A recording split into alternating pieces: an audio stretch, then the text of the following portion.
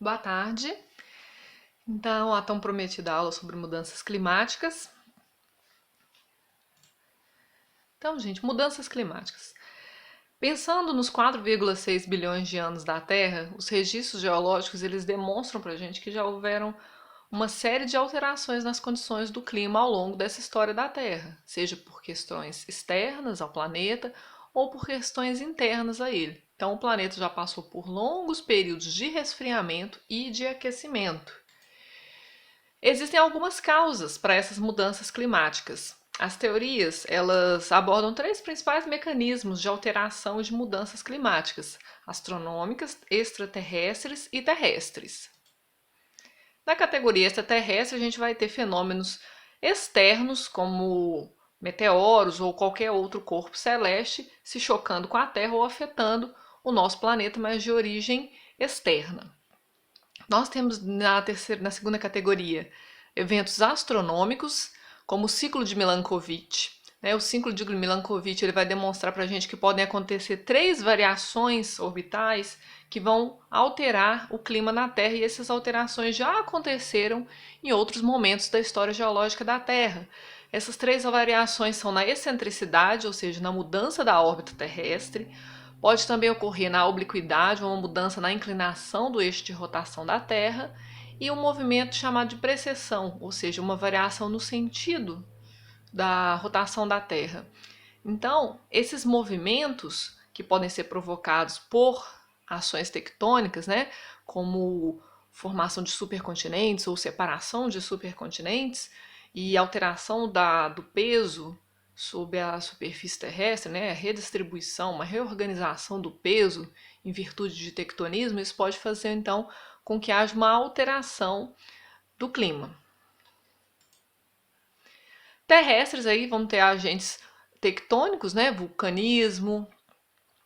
O vulcanismo, como já se discutiu, ele vai alterar as concentrações desses processos que eu disse anteriormente, de separação ou de formação tectônica, vão provocar alterações que vão levar a uma maior emissão de dióxido de carbono, uma menor emissão de dióxido de carbono, etc. E a gente sabe, que o dióxido de carbono é um gás que tem efeito para... Ele é como se fosse transparente para a luz solar, ele deixa a luz solar passar, mas ele capta, ele absorve uma parte da luz infravermelha, essa parte do calor. Então, as partículas de CO2 na atmosfera, de dióxido de carbono, elas vão estar absorvendo calor. Então, se há partículas em demasia na superfície terrestre, elas vão estar absorvendo uma maior quantidade de calor. Então, os efeitos terrestres relacionados à reorganização continental e a vulcanismo que altere concentrações de dióxido de carbono também vão alterar colisão em novos territórios. Tudo isso pode alterar os gases de efeito estufa e alterar, portanto, a dinâmica de climas no planeta Terra. Aqui a gente tem uma tabela evidenciando algumas importantes mudanças que já aconteceram, dessas mudanças paleoclimáticas que aconteceram no passado da Terra. Em diversos momentos, essas listrinhas aqui são os momentos onde a gente teve o acontecimento de mudanças climáticas para resfriamento, Então, mudanças que provocaram idades glaciais na Terra. Então, todos esses risquinhos, aí aqui houve um aumento aqui do período paleozoico, onde houve uma grande quantidade desses eventos de resfriamento da superfície terrestre. Então, a gente tem evidências aí que vão demonstrar, inclusive no território brasileiro, que já houve presença de geleiras e de gelo, na superfície brasileira em virtude do movimento, por exemplo, essa superfície rochosa, essa forma estriada, esse tipo de marca aqui sobre essa rocha na região do Paraná, ela demonstra que esta formação rochosa sofreu a ação de geleiras durante o período de glaciação da era paleozoica, aquela destacada no slide anterior. Então a gente teve aí também esses varvitos na região de São Paulo, demonstrando um estriamento que é provocado pela erosão glacial, por geleiras, Aí tem fósseis também aqui observados de regiões de evidências, né, de glaciação. Então, o passado da Terra, e esse é o argumento utilizado inclusive por alguns cientistas que insiste, né, que as mudanças climáticas elas não estão acontecendo, porque a retratam como um processo natural do planeta Terra. Como eu já disse, a gente precisa de uma abstração ao lidar com a história do planeta Terra. São 4,6 bilhões de anos, aconteceu muita coisa. Porém, nós não estamos aqui há todo esse tempo, né? O humano, o homem, o gênero Homo sapiens está aí há bem pouco tempo na história da Terra e como nós iremos passar por essas mudanças? Então, embora o planeta tenha passado por diversas mudanças, algumas dessas mudanças, inclusive, são marcadas por eventos de extinção em massa. Então, o homem e o que se discute na atualidade em virtude da nossa preocupação dessas mudanças climáticas, seria o homem intensificar esse processo, principalmente a partir de 1750 com a Revolução Industrial, e como o homem lidará, o homem presente nesse momento da história da Terra, irá lidar com essas mudanças. Porque parecem mudanças ínfimas, mas elas provocam uma série de alterações muito reais e muito palpáveis no dia a dia do ser humano. Então, no período atual, dentro da história da Terra, então dentro dessa história a gente tem períodos conhecidos como período estufa, um período de aquecimento, e entre esses períodos de aquecimento a gente tem períodos interglaciais ou períodos glaciais. Nós saímos de um período, no final do Pleistoceno a gente passou por um período de pequena glaciação, uma mini era do gelo, caminhamos agora então para um período de aquecimento. Então, muitos cientistas afirmam que esse é um período normal de aquecimento. No entanto, alguns gráficos que vão ser mostrados à frente, como relatados pelo painel intergovernamental de mudanças climáticas, trazem para a gente uma intensificação muito grande, né, redundância, uma intensificação desse processo de emissão de dióxido de carbono, de aumento das temperaturas, entre outras coisas que nos preocupam. Por quê? O homem, né, a partir do momento que a mudança climática elas entram e começam a acontecer, fica difícil reverter. Então nós temos que ir pensando, principalmente pensando a longo prazo, em quais ações o ser humano pode fazer para que ele passe ou para que ele enfrente essas situações de mudança, né? Então, o que a gente tem? Um progressivo aquecimento das temperaturas em virtude da emissão de gases de efeito estufa. O efeito estufa é um efeito natural, né, provocado por diversos gases que permite que nós vivamos na superfície terrestre. Né? Sem os gases de efeito estufa, todo o calor que nós recebemos durante o dia seria perdido e a gente teria um resfriamento muito grande que impossibilitaria a vida na Terra. Então, os gases de efeito estufa é um efeito natural, positivo. O aumento desses gases aí vai gerar um aquecimento, porque como eu disse, todos esses gases de efeito estufa, além do dióxido de carbono, eles têm essa característica de absorver calor. Então vão absorvendo e aumentando a quantidade de calor retido na superfície terrestre. E isso se intensifica após a Revolução Industrial. Nós temos aí as mudanças climáticas como o aumento das temperaturas, em função do efeito estufa, em grande parte, né, devido a gases poluentes que se acumulam na atmosfera. Gases esses, como eu já disse, o dióxido de carbono, monóxido de carbono, ozônio, entre outros, né? Então a gente tem aqui o metano, né, o óxido nitroso, todos esses aí elementos gases que vão estar absorvendo e retendo calor e gerando, portanto, aquecimento global. Passando de um efeito estufa que é natural para uma situação de aquecimento global. E esse aquecimento a gente vai ver que ele vai ter uma série de consequências. E em virtude dessas consequências, começaram a surgir, principalmente nas últimas décadas do século XX, movimentos ambientalistas preocupados em quais serão essas mudanças, quando essas mudanças começaram a acontecer e o que a gente pode fazer para evitar essas mudanças, pensando no impacto que ela vai ter sobre a vida humana. Então, né, existiram várias conferências ao redor do mundo discutindo, né, sobre essas possibilidades e como o homem irá enfrentar essas alterações. Algumas dessas reuniões são a Conferência de Toronto, que aconteceu em 88 no Canadá, onde foi criado um painel intergovernamental de mudanças climáticas, que faz análises e etc. sobre essas mudanças do clima, gerando cenários, né, possibilidades de alteração através de vários estudos feitos por cientistas ao redor de todo o mundo. A Conferência de Kyoto, em 97, onde foi criado o Protocolo de Kyoto, certificados de carbono. A gente já teve também conferências no Rio, conferências aqui no Brasil, onde se discute essas mudanças e onde os governos vão tentando criar ou imaginar soluções e alternativas que vão mitigar, que vão amenizar esse impacto que essa pegada que a gente tem tido no planeta Terra.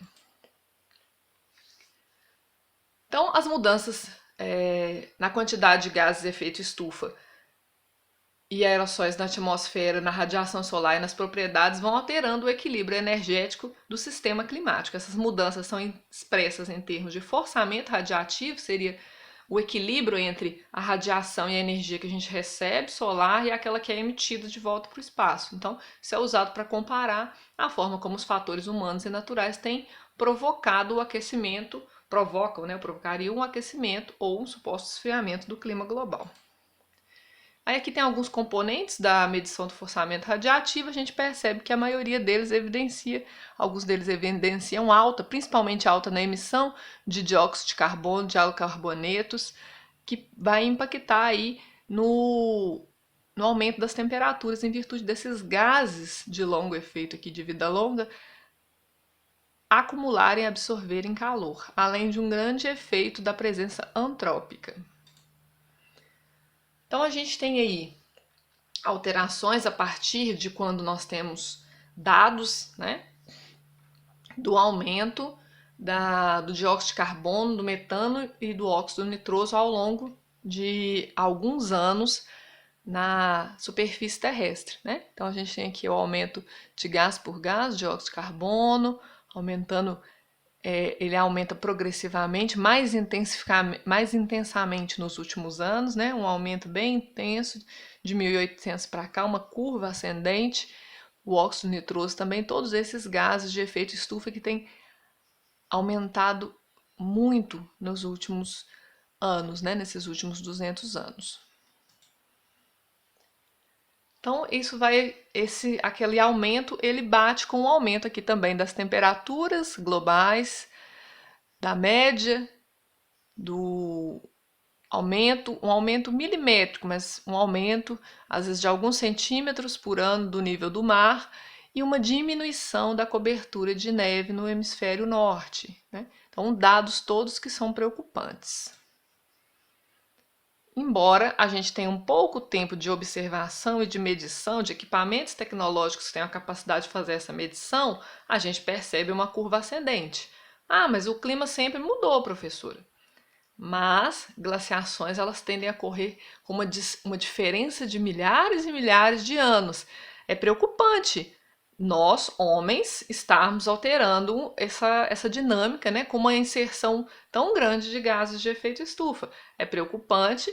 E é preocupante, não, é claro que para a vida do planeta, mas o planeta se reorganiza, ele está aí há 4,6 bilhões de anos se reorganizando, de repente algumas milhares ou milhões de vidas são extintas e ele se reorganiza. Mas como que nós passaremos por essas alterações? Essa é a grande preocupação e discussão quando se fala de aquecimento global e mudanças climáticas. O IPCC, ele trabalha com cenários mais otimistas, como esse B1, e cenários mais pessimistas, como esse A2. Então aí nas reuniões e conferências internacionais que já foram realizadas, chegou-se a uma série de valores, de dados, de quantidades que deveriam ser diminuídas de emissão de gases poluentes para que a gente não eleve tanto as temperaturas, o nível dos oceanos, entre outras questões, né? E aí aqui a gente tem algumas alguns cenários que poderiam acontecer se nós não alterarmos essas curvas que a gente observou nos slides anteriores, né? Mantendo aquelas projeções de dióxido de carbono, entre outros gases de efeito estufa, aumento da temperatura, degelo, da neve, etc., nós teríamos esses cenários, né? Do mais otimista aqui de cima para o mais pessimista aqui de baixo, né? Então a gente observaria em 2020 a 2029 e de 2090 a 2099 um aquecimento considerável da superfície terrestre. Isso acrescido, né? Aí há uma perspectiva de 2000, até o ano 2050 nós chegarmos a 9 bilhões de pessoas, né? Então, qual o impacto de 9 bilhões de pessoas sobre essa alteração do regime climático, né? Como distribuição de chuvas alteradas, áreas agricultáveis alteradas, etc., né? Como que o homem passaria por essa situação? Quais seriam os impactos? A gente teria alterações na água, nos ecossistemas, impactos na produção de alimentos, né, com redução da produtividade de alguns cereais em latitudes baixas, aumento da produtividade em latitudes médias. Então, algumas coisas vão ser alteradas, beneficiando algumas regiões e gerando grandes problemas para outras regiões, né? Nós também temos que observar onde estão a maioria das pessoas.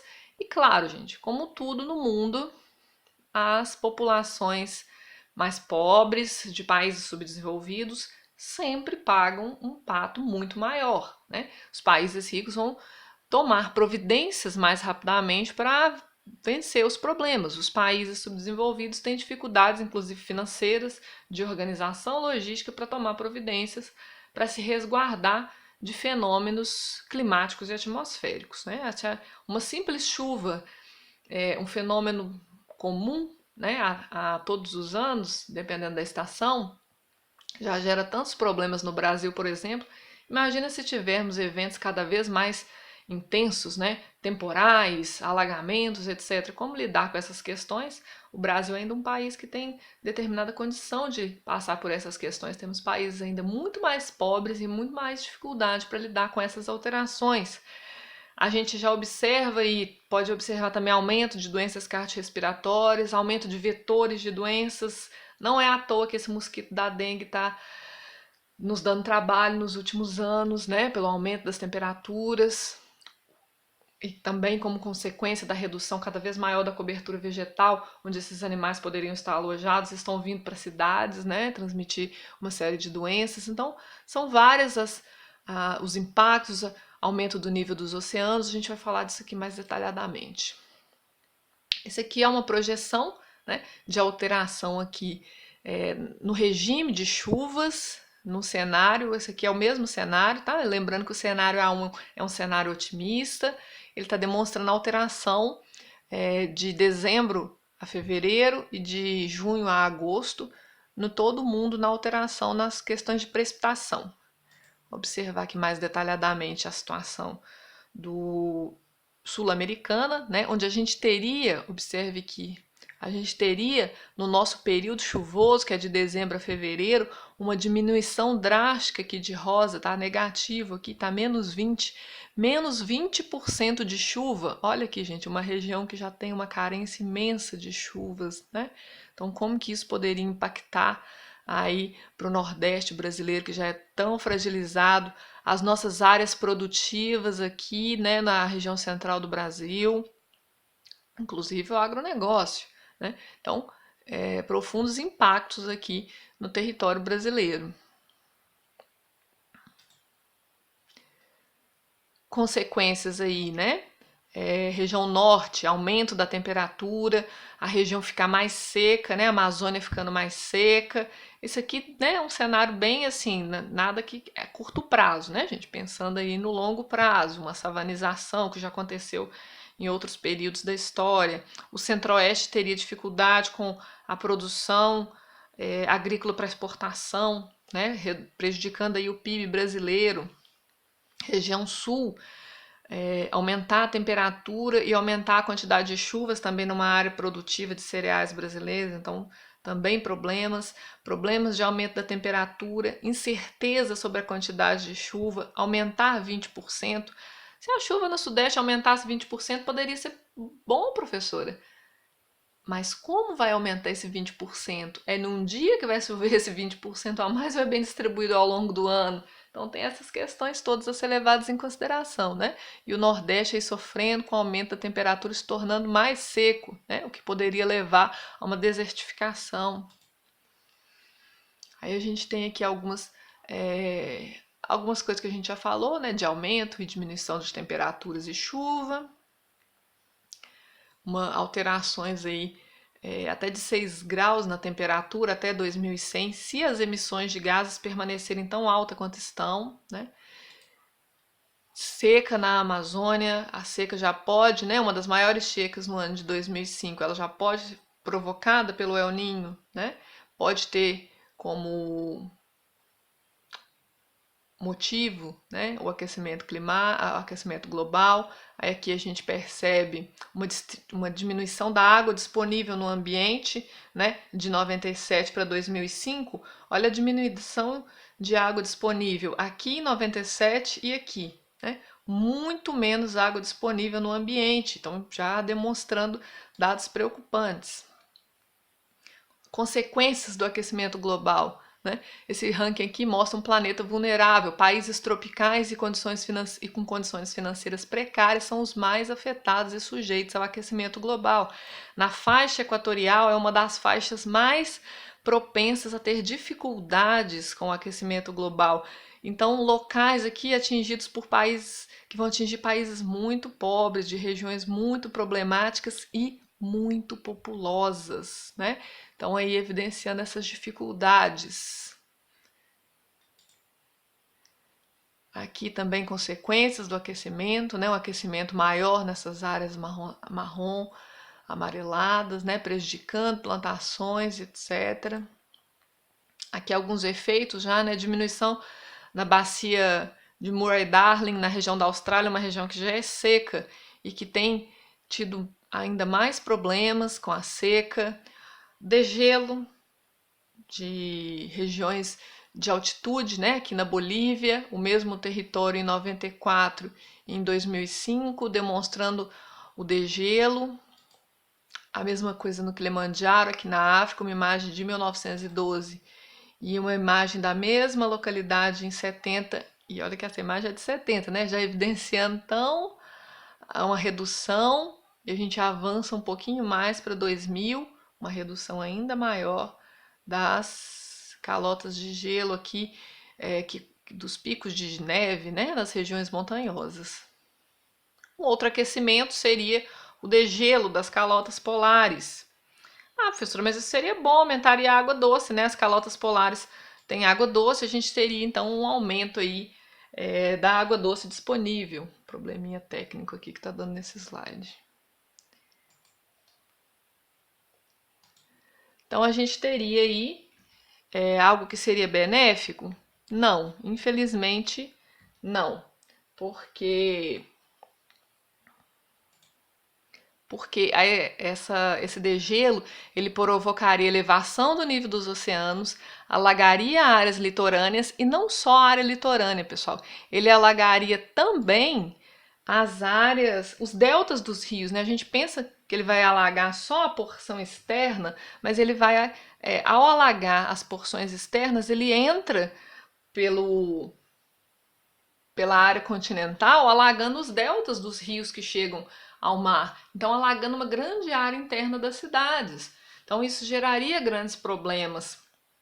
Essa diferença de peso, de derretimento das calotas e concentração, distribuição dessa água pelo planeta poderia alterar o eixo de rotação da Terra, então provocando mudanças nas correntes marítimas, nas correntes de vento, na salinidade dos oceanos, né, esse degelo. Então tudo isso poderia causar problemas muito difíceis de serem contornados. Aqui a gente também tem uma outra imagem do mar do Ártico com uma diminuição expressiva, a imagem da NASA aqui analisando uma diminuição, né, de quase 50% de milhões de metros quadrados, quilômetros, milhas quadradas, né, de área de gelo na região do Ártico Norte, que é a mesma área, né, do Oceano Ártico, um grande de gelo. Isso aqui tudo calotas polares, né, gente, sendo descongeladas.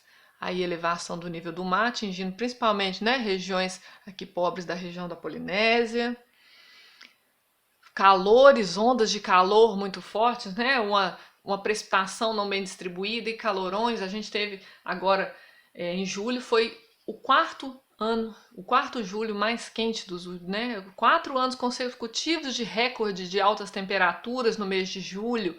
A Rússia aí vivendo situações de Moscou de 37 graus, a Espanha teve recorde de calor, Paris teve recorde de calor esse ano de 2019, então demonstrando aí essas ondas de calor que são prejudiciais para as plantações, que são difíceis de serem enfrentadas pelas pessoas.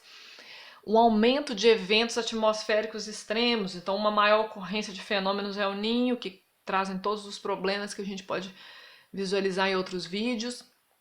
O aumento da quantidade de furacões, né? Se o aquecimento ele vai atingir aquela região equatorial, a gente vai notar que é justamente a área onde se formam os furacões. Então, um aumento na quantidade de furacões aí atingindo o Caribe, a região da Flórida, a Flórida inclusive deixando de existir com as projeções de elevação do nível dos oceanos. Então, gerando ressacas maiores, invasão das águas sobre o território, né? Um aumento desses eventos. Aí aqui a gente tem inclusive, né, esse evento que aconteceu, o Catarina, né, que atingiu a região do Brasil com ventos muito fortes, gerou grande destruição.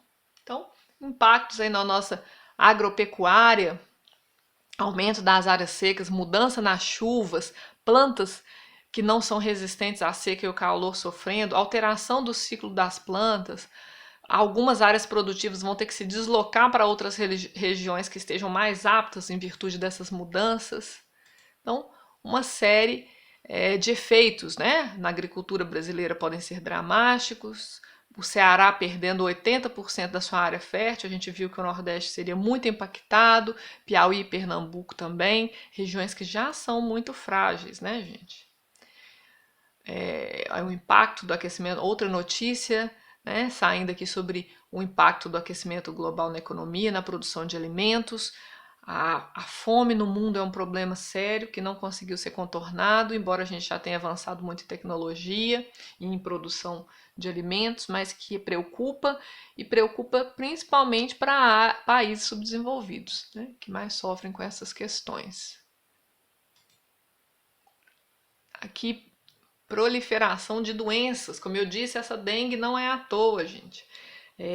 O aumento das temperaturas aumenta a área de atuação de transmissão do mosquito da dengue. Então, uma área que era muito restrita e que agora está sendo aumentada em virtude desse aquecimento. Então, tornando áreas urbanas extremamente populosas, deixando essas áreas sujeitas à ação desses vetores transmissores de doenças. Entre outros problemas, aquecimento das temperaturas, isso acelera o ciclo de desenvolvimento do mosquito, aumenta a atividade de mosquitos fêmeas, reduz o período de incubação, invernos não tão frios fazem com que os mosquitos consigam sobreviver e gerar problemas até no inverno, mais calor, né, etc., aumentando a estação de atuação dos mosquitos. A alta umidade, ela aumenta as chances desse mosquito sobreviver, então aumentando a quantidade de chuvas em algumas regiões, aumenta essas chances dele sobreviver. O aumento da precipitação aumenta as áreas ideais, o habitat ideal do mosquito, né? E esses climas extremos dificultam condições sanitárias para evitar que o mosquito se prolifere. Mas existem também, né, gente? Claro, nós vamos fazer assim, então a gente está perdido e agora é só aguardar que a raça humana seja extinta? Não, né, gente? Muito pelo contrário. Todas as reuniões e conferências que são realizadas são no intuito de começarmos o quanto antes a providenciar medidas de mitigação, medidas que diminuam a emissão de combustíveis, que diminuam o uso de combustíveis fósseis, que são extremamente poluentes, emissores de gases de efeito estufa, Nós temos tecnologia para diminuir as emissões, para otimizar os nossos e tornar mais eficiente o nosso uso, o nosso consumo de energia, que ele seja cada vez menos poluente. Então, começar a colocar em prática esses métodos menos poluentes. E aí, talvez, né, esteja aí o cerne do problema. Muitos países que já promoveram a sua industrialização há mais tempo, que tiveram todos os benefícios de um grande desenvolvimento industrial, e aí tem questões econômicas positivas né, em virtude desse desenvolvimento já há mais tempo da industrialização, que poluíram muito mais do que outros países que não promoveram ainda a sua industrialização, deveriam, né, do ponto de vista que o planeta é um só e que todo mundo paga a conta junto, deveriam né, auxiliar os países com dificuldade em desenvolvimento a implementar e a colocar cada vez mais em prática o uso de tecnologias que não afetem, não prejudiquem tanto o clima, porque não adianta nada eles fazerem só nos seus países. O clima é o clima global, não é o clima só de uma região. Então, é necessário que sejam realizadas ações globais para evitar que tenham esses tipos de problema, né? O uso de energias mais limpas, né? Eólica, carros, aí a gente tem carros elétricos, carros que emitem menos poluentes, painéis solares, também uma outra energia limpa, que no Brasil é muito pouco utilizada, que tem um potencial imenso para isso, né? Então a gente tem que mudar a nossa matriz energética para matrizes mais conscientes, menos poluentes. E tem algumas soluções assim mais grandiosas de bioengenharia, de geoengenharia, né, como a manipulação do ambiente terrestre em larga escala, né, para resfriar a Terra, para reduzir os níveis de dióxido de carbono. Aí a gente tem essas medidas, né, refletir os raios solares para não chegar tanto à Terra e evitar o aquecimento, aumentar a refletividade das nuvens, né, diminuindo o albedo, refletores espaciais que bloqueiem uma pequena proporção de luz do Sol, aerossóis que vão introduzir partículas reflexivas em altas camadas da atmosfera para refletir a luz, tudo isso no sentido de diminuir o calor, né? Remover dióxido de carbono da atmosfera, reflorestar, né? Já bem mais palpável, queima de biomassa para prender carbono no solo, né? Aí tem controvérsias, captura e sequestro de carbono, captura no ar, né? Construção de máquinas que consigam remover o dióxido de carbono do ambiente, armazená-lo em outro lugar, fertilização oceânica para aumentar a produção de fitoplânctons, né? Que absorvem o dióxido de carbono na atmosfera, estimular compostos aí que reagem com CO2, né? Aumentar a alcalinidade do oceano para armazenar também carbono e combater a acidificação oceânica, né? E entre outros, né? Esses painéis aqui que refletiriam a luz solar, né? Seria mais ou menos isso aqui. Então, são soluções bem grandiosas, né?